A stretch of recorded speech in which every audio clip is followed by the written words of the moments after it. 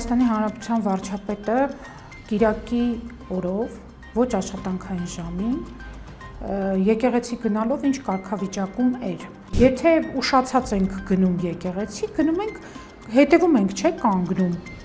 Ոչ մեկին հրմշտելով մեզ չենք գցում խորանի առջև, թիկնապահները զինված էին եկել աղոթելու։ Իմ գնահատմամբ այդ թիկնապահի արարքն էլ պետք է արժանանա քրեաիրավական գնահատականի։ Երբ դու քաղաքական հետապնդման տակ ես, մի հատ էլ պիտի հասարակության առջև երդվես, որ վատ առողջական վիճակ ունես ու ստիպված լինես քո բժշկական գաղտնիքը ի ցույց դնել։ Դավիթի իրավունքների պաշտպանությունը պիտի ամբողջ ծավալով ապահովի ու բարձր մակարդակի իրավաբանական օգնություն պիտի ստանա Դավիթը։ Նիկոլ Փաշինյանը հավերժ չէ, իսկ իրենք պատասխան են տալու իրենց արած բոլոր համակատարման պարած բոլոր արարքների համար։ Բարև ձեզ, եթերում ուղի խոսքն է։ Այսօր մեր հյուրն է փաստաբան Մարինե Ֆարմանյանը։ Բարև ձեզ, Տիկին Ֆարմանյան, շնորհակալ ենք հրավերն ընդունելու համար։ Հրավերի համար։ Տիկին Ֆարմանյան, եթե կհիշեք մեր նախորդ խոսակցության հանդիպմանը մենք խոսում էինք աննախադեպ երևույթի մասին։ Քրեական գործեր հարուցվել ամենայն հայոց կաթողիկոսի դեմ։ Այսօր բացառություն չէ, մենք այսօր էլ ունենք աննախադեպ երևույթ, կալանավորվել է դպրոցական տղա։ Ինչի համար, այստեղ է շատ կարևոր իմանալ իրողությունը, Ծաղկազարդի տոնին, երբ բոլոր մարդիկ մասնակցում էին արարողությանը, Փաշինյանը թիկնապահներով մտնում է ժողովրդի մեջ կեսից արարողության եւ հետո նույն թիկնապահների այսպես մարդկանց քշելով, մարդկանց տեղաշարժելով ու փորձում է դուրս գալ։ Այդ պահին Մինասյան եղբայրները, Միքայել եւ Դավիթ եղբայրները գտնվում էին այդտեղ եւ Դավիթը չի ցանկանում իր տեղից շարժվել։ Եվ այստեղ թիկնապահը հարվածում է Դավիթին։ Հետո ձերբակալում են եղբայրներին, նաև հասարակական գործիչ Գևորգ Գևորգյանին։ Ինչպես որակենք այս ամենը։ Որակենք քաղաքական ռեպրեսիա եւ արդարադատության բացակայություն։ Այո, իրավացիորեն նշեցիք, որ նախորդ անգամ մենք քննարկում ենք արդարադատության աննախադեպ նահանջի մասին, իրավական գործընթացների նախադեպը չունեցող իրավիճակների մասին, բայց այսօր ցավոք կարող ենք արձանագրել, որ մենք այլևս այս գործով կարող ենք ընդհանրապես վկայակոչում անել արդարադատության բացակայության իրավիճակը։ Նախ սկսենք նրանից, թե Հայաստանի Հանրապետության վարչապետը Կիրակի օրով ոչ աշխատանքային ժամին եկեղեցի գնալով ինչ կարգավիճակում էր, որովհետև Դավիթ Մինասյանին առաջադրված մեղադրանքը, որքանով գիտեմ, նաև վերաբերում է ծառայողական եւ պարտականությունների կամ քաղաքական գործունեության պայմանավորված։ Հարց է առաջանում, թե Նիկոլ Փաշինյանը ինչ էր անում ինչ քաղաքական գործունեություն էր անում Կիրակի օրը ոչ աշխատանքային ժամին, կամ ինչ ծառայողական պարտականություն էր կատարում ոչ աշխատանքային ժամին Կիրակի օրով։ Այստեղ շատ կարևոր հանգամանք կա հանցակազմի որակման տեսանկյունից, բայց ես վստահ եմ, որ պաշտպանական խումբը, որը պրոֆեսիոնալներ են եւ շատ արդյունավետ հաստատ պաշտպանություն իրականացրած կլինեն եւ դեռ շարունակում են իրենց բարձրակարգ աշխատանքը, անկախ նրանից արդարադատություն գոյություն ունի, չունի,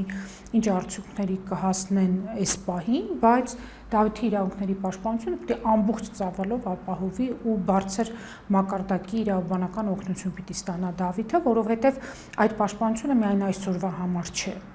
Հետագայում այդ գործողությունները անպայման պիտի գնահատման ենթարկվեն եւ պաշտպանների կատարած աշխատանքի շնորհիվ նաեւ շատ մարդիկ իրենց քրեական պատասխանատվության բաժինը կստանան, էլի, դա նաև այդպիսի նպատակ է հետապնդում։ Դավիթի մասով այնտեղ կարելի է համեմատություն անել մյուս մարդկանց հետ, մյուս երիտասարդների հետ, որ կանգնած էին, պատկերացրեք մեր հոգեվիճակը, ես եւ դուք, կանգնած ենք աղոթական վիճակի մեջ ենք, գնացել ենք Աստծո հետ հաղորդակցվելու մեր հայ առաքելական Սուրբ եկեղեցու գավիթի տակ կանգնած աղոթում ենք պատարագին։ Ու մեկը ինչ որ մեկը մի բան թիկնեղ տղամարդ, հաղթանդամ տղամարդ սկսում է ձեզ հրել։ Պարզա որ դիսկոմֆորտ է, չէ, առաջանալու անպայման ու դժգոհություն է առաջանալու, թե ով է հրմշտում։ Նորմալ մարդիկ, ովքեր գնում են եկեղեցի եւ իրանց պարկեշտ, ակնածանքով ուրեմն մոտենալու եկեղեցուն, հավատալիքներին եւ այդ ներսում գտնվող անձանց ակնածանքով մոտենալով շատ այսպես խոնարհ ձևով կանգնում են կամ իրենց մոմն են վառում կամ իրենց աղոթքն են անում,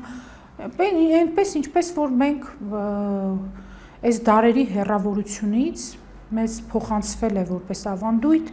որպես արժեք, թե ինչպես մենք մեզ պետք է պահենք հայ առաքելական Սուրբ եկեղեցում։ Եվ եթե ուշացած ենք գնում եկեղեցի, գնում ենք, հետևում ենք, չէ, կանգնում։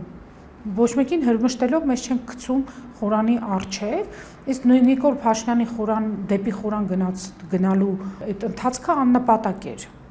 որտեղ նա ոչ հաղորդություն էր ստանալու ուշացած էր եկել, հա, ապաշխարության կարգին չէր մասնակցել, նախապատրաստությանը չէր մասնակցել, այսինքն պատարագի ընթացքը ինքը բաց էր թողել։ Հետևաբար, որպես քրիստոնյա, բոլորը պարտավոր են ներառալ նաև Նիկոլ Փաշինյանը, եթե ինքը իրեն համարում է իսկապես եկեղեցու հետևորդ, պահպանել եկեղեցու կարգը եւ չխցկվեր առաջ մարդկանց նեղություն չտար։ Դա բարեվարկության եւ եկեղեցական կանոնակարգի եւ մարդկանց համակեցության կանոնների տեսանկյունից եթե նայենք, ապա շատ մեծ դիսոնանս առաջացնող իրավիճակ էր։ Եթե նույնիսկ եկել էր աղոթելու, թիկնապահներն էլ էին եկել աղոթելու։ Թիկնապահները զինված էին եկել աղոթելու։ Եթե տեսակ, ու ցավոք ես այսօր տեղեկացա, որ այդ տեսանյութը չեմ նայել, բայց երեք երբ որ Մոսկվայից վերադարձել են, նախ շատ ագրեսիվ է վերաբերվել, հա, իր ասուլիսի ժամանակ լրագրողներին ու նաև այս դեպքի հետ կապված ասել է, որ ՊՊՑ աշխատողները իրավունք ունեն նաև զենք կիրառելու։ Եթե պաշտպանյալին ինչ որ այո վտանգ է սպառնում։ Եթե վտանգ է սպառնում։ Հիմա եթե նույնիսկ նայենք իրենց տեսանկյունից, որ Դավիթ Մինասյանը, ինչպես իրենք են նկարագրում, առաջինն է, հա, փորձել հարվածել վարչապետին, բայց այնտեղ տեսանյութում այդպիսի բան չկա, Դավիթ Մինասյանը կանգնած է եղել ու մենք տեսնում ենք, որ թիկնապահը նրան հետ են քաշում տղամարդիկ, իհարկե վրդոված վիճակը Դավիթի տեսանելի է, ամեն նորմալ մարդ էլ այդ իրավիճակում կվրդովվեր։ Ու այդ ժամանակ նոր թիկնապահան դրանից հետո նոր հարվածում, այսինքն հետ քաշված քաղաքացուն, հետ քաշված տղային նոր դրա քաշվելուց հետո նոր միայն հարվածում է եւ իմ գնահատմամբ այդ թիկնապահի արարքն էլ պետք է արժանանա քրեաիրավական գնահատականի որպես ՊՊՑ աշխատող։ Իսկ ինչ վերաբերում է իրավական ռեպրեսիաներին եւ դրանից հետո կատարված ապօրինությանը, մասնավորապես Դավիթի կալանքին, նախ Հայաստանի Հանրապետությունը, երբ որ փոխում էր քրեական դատավարության օրենսգիրքը, միլիոնավոր դրամներ է ծախսել այլընտրանքային խափանման միջոցը Հայաստանում կայացնելու համար, նույն ինքը պրոբացիայի ծառայությունը եւ այլն։ Ու նաեւ քրեական դատավարության օրենսգրքի մեջ որպես առանձին կոնցեպտ հատուկ շեշտադրված ինստիտուտ մշակվել է եւ ներդրվել է այլընտրանքային խափանման միջոցների ինստիտուտը։ Դա ռազմավարական նպատակ է ունեցել, նախ կալանքը որպես, հա, խափանման միջոց անդադ չօգտագործելու, պատժի չվերածելու, կալանավայրերի վիճակը թեթևացնելու եւ այլն, մի շարք կարեւորագույն խնդիրներ իբր պետությունը լուծելով այդ ինստիտուտը ներդրել է։ Ես ասեմ, որ կալանավորումների վիճակագրական պատկերը չի էլ փոխվել։ Այսինքն այդ ինստիտուտը ավելի վատ է կիրառվում, քան նախկինում եւ կիրառվում է որպես մահակ։ Եթե մենք գործ ունենք երեխայի հետ, որտեղ 18-ը նոր բոլորած եւ 18-ից ընդամենը 3 ամիս անցած տղան կարող է, հա, որպես երեխա դիտարկվել, որտեղ այլ մարդիկ, ովքեր երեխաներ ունեն, գիտեն, որ այս 18 տարեկան տղա երեխան, ասենք, այդքան էլ, հա, մեծ չի եւ դեռ չունի այն կյանքի փորձը եւ կայացվածությունը, ինչ որ ասենք ունի 25 տարեկանը կամ 30 տարեկանը, հետևաբար որ այդ ԿՊ սատելիտները ծաղրում են, դա էլ մի առանձին խայտառակություն։ Վերի համայնքապետի գրվածը դա պարզապես գրել էի, որ պարոն Կոկորդի լուսակետը ավետիս է, հա, մեզ տալիս, որ չափահաս Դավիթը դեռ դպրոցական փաստորեն իր վերջին զանգին չի մասնակցելու։ Դա էժանագին չարախնդություն է, դա նույնիսկ ոչ թե պաշտոնյային, պաշտոնատար անձին առաջադրվող բարևարկության պահանջ է, այլ դա մարդկային հոգու ճղճիմությունը ի ցույց դնող պատկեր է, որովհետև ինչքան պիտի դու ներսումդ մաղց կուտակած լինես, ինչքան պիտի դու իջնի քո հոգու, մակարդակը, որ քեզ թույլ տաս կալանավորված երեխային ծաղրես, կալանավորված տղային ծաղրես։ Սրանք որ 18 տարեկան երեխաների նկատմամբ, տղա երեխաների նկատմամբ էլի եմ ասում, 18 տարեկանները երեխա են ու վերջակետ, որովհետև բոլորն է գիտեն, որ նրանք նոր են, իրենց դեռահասության տարիքը բոլորել ու թողել։ Երբ որ պաշտոնյան այդպիսի բան է ասում, մենք իրականում պաշտոնյաների բարևարկության հետ խնդիր ունենք եւ իրենց քաղաքական հետապնդումներում իրենց անմիջական մասնակցության, որ իրենք սատարում են այս քաղաքական հետապնդումները եւ իրենց հետագան ինչպիսին կլինի, այդ ուրեմն իրավական գործընթացների պարագայում դա այլ հարց է, իրենք դեռ դրա մասին պիտի մտածեն, որտեվ Նիկոլ Փաշինյանը հավերժ չէ, իսկ իրենք պատասխան են տալու իրենց արած բոլոր համակատարման արած բոլոր արարքների համար, թե բարոյական դաշտում, թե իրավական դաշտում, քրեական միջավայրում, քրեակատարողական հիմնարկներում կլինի, կամ դրանից դուրս տղամարդկանց միջավայրում մի այսպիսի դիրքորոշում կա, որ եթե անձը կալանավորված է, նրա մասին չեն չարախոսում, նրա հետևից չեն խոսում, ասում են մարդը նեղության մեջ է։ Ես որպես քրեական իրավունքի մասնակից ձեզ ասեմ, այնպես չի, որ անպայման պիտի քրեակատարողական հիմնարկի կալանավորները իրար հետ հաշվի նստեն։ Նույնիսկ այն մարդիկ, ովքեր որ ազատության մեջ են, վատ են տրամադրված, տվյալ կալանավորի նկատմամբ, թեկուզ այդ քրեական գործով պայմանավորված, թեկուզ այլ խնդրով, երբ որ իմանում են անձը կալանավորվել է, ասում են դե լավ, եկեք չխոսենք, արդեն ինքը նեղության մեջ է, մարդը նեղության մեջ է, արդեն եկեք չխոսենք։ Սրանք նույնիսկ այդ բարոյական չափանիշը չունեն, իսկ ուր մնաց թե պաշտոնատար անձը, հատելով այդ բոլոր սահմանները, չարախնդա, եկեղեցում աղոթական վիճակով գտնվող երեխայի կալանավորմամբ, այդ երեխան ոչ նայթ քլաբ էր գնացել, ոչ զվարճանքի վայրում էր գտնվում, ոչ էլ եկել էր կառավարության դիմաց ակցիա անելու։ Աղոթագիրքը ձեռքին եկեղեցում էր։ Այդ վեդի համայնքի ղեկավարը իր հանրային ծառայողի կեցվածքից դուրս գալով իրեն թույլ է տալիս նման չարախնդություն կալանավորված տղայի նկատմամբ ու մի հատ էլ վերջին զանգին չի մասնակցելու է քրեակատարողական իբր իրականում չի մասնակցելու, բայց մասնակցելու է քրեակատարողական հիմնարկում։ Ինչ վերաբերում է արդեն խափանման միջոցի կիրառման ինքնազգացողության վատթարացման հարցերին, նայեք, այդ այլընտրանքային խափանման միջոցները այս պարագայում չաշխատեցին։ Այո, որովհետև ոչ համատեղելի հիվանդություն ունի տղան, ասեցին նույնիսկ ինքնազգացողություններ վատացել։ Դատավորը դա հաշվի չառավ։ Հետո իհարկե այստեղ արդեն գնդակը դատավորի դաշտում է, որտեղ Նիկոլ Փաշինյանը շատ բաներ կուզենա կամ կցանկանա։ Դա իրականություն է դառնում, որովհետև նրա կամքը կատարողներ կան։ Եթե նրա կամքը կատարողներ չլինեն, նրա կապրիզները մի օր անգամ չեն ապրի։ Այստեղ շատ կարևոր հանգամանք կա։ Մյուս տեսանկյունից այս թոհուբոհի մեջ բաց մնաց Դավիթի առողջական վիճակի վերաբերյալ ըստ էության բժշկական գաղտնիք համարվող տեղեկությունների բացահայտումը, ծնողը ստիպված եղավ այդ ամեն ինչը ի ցույց դնել հասարակությանը, ապացուցել, որ իր երեխան իսկապես հիվանդությամբ տառապում է եւ այն հիվանդության պատմությունը, որը գաղտնի էր պահվում իրավաչափորեն, ստիպված եղան եւ պաշտպանները եւ ծնողը բարձրաձայնելու։ Սա շատ վտանգավոր իրավիճակ է, որ այսինքն հերիք չի դու քաղաքական հետապնդման տակ ես, մի հատ էլ պիտի հասարակության առջև երթվես, որ վատ առողջական վիճակ ունես, ու ստիպված լինես քո բժշկական գաղտնիքը ի ցույց դնել։ Սա նաև էլի ինստիտուցիոնալ հերթական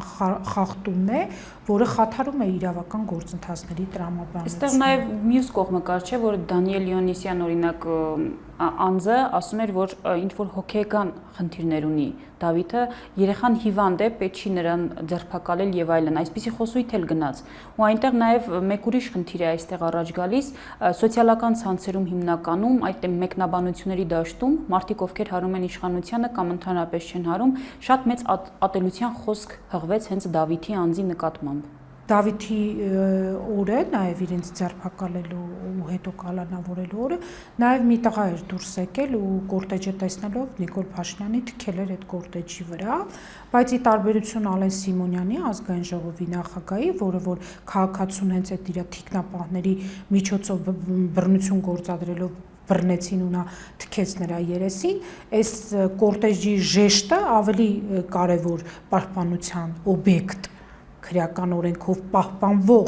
օբյեկտ հանդիսացավ եւ փաստորեն այդ տղայի նկատմամբ նույնպես քրեական հետապնդում սկսվեց, ուղղակի Դավիթի դեպքը այնքան